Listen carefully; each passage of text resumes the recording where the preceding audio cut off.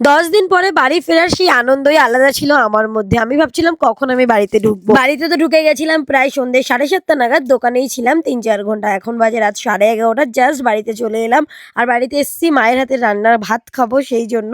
মাকে বলে দিয়েছিলাম ডাল সেদ্ধ করতে, কিন্তু মা যেহেতু ডাল পায়নি সেজন্য মা মাছ ভেজেছিল এবং তার সাথে আরো অনেকগুলো তরকারি করেছিল, কিন্তু আমি খাওয়ার জন্য ক্লিপ নিতেই ভুলে গেছি। খাওয়া-দাওয়া কমপ্লিট হলো। একটুখানি জিরে ভিজিয়ে রাখলাম, সকালবেলা খেতে হবে। তারপরে চলে গেলাম আমার পার্সেল ওপেনিং করতে।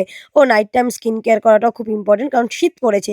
এই শীতকালে যদি আমি স্কিন কেয়ার না করতাম তাহলে সিকিম থেকে আসার পরে আমাকে আর দেখতে হতো না। আমি ভিডিও বানাচ্ছিলাম যেটা আমার ভাই খেয়াল করেনি, ওই জন্য ক্যামেরার সামনে এসে হাফ প্যান্ট পরে এরকম নাচানাচি করছিল।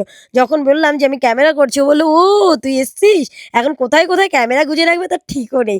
যাই হোক, আমি স্কিন কেয়ার করে নিয়েছি। আর এই যে হচ্ছে আমার একটা রিলিফ টাইম, যে টাইমটাতে আমি খুব ভালোবাসি পার্সেল ওপেনিং করতে। কত পার্সেল এসছে জাস্ট দেখো, সবগুলোই ফ্রিতে পেয়েছি, কোনো পার্সেল কিনিনি। প্রচুর পার্সেল, সব প্রমোশনাল পার্সেল এসছে। এবার অনেকেই ভাববে যে তোমাকে তো কিছু কিনতে হয় না, কিন্তু বিশ্বাস করো আমি যেগুলো ইউজ করি সেগুলো আমাকে আবার প্রমোশনে দেয় না, আমাকে সেই কিনতেই হয়। নিজের গাটের পয়সা আমাকে ঠিক খরচা করতেই হয়। বাট একটা জিনিস আমাকে কিনতে হয় না, সেটা হচ্ছে লিপস্টিক। কারণ আমি যে লিপস্টিকটা ইউজ করি সেটা আমি প্রমোশনেই পাই। আর একটা না, দুটো না, তিনটে না, প্রায় ৮-১০টা লিপস্টিক তো আমি এর মধ্যে পেয়েও গেছি। ঠাকুর ঘরে গেলাম অনেক দিন পরে, আমি না পড়ে গেছিলাম তাই পায়ে চোট খেয়েছি, একটু স্প্রে করে নিলাম। চলো গুড নাইট, ঘুমো।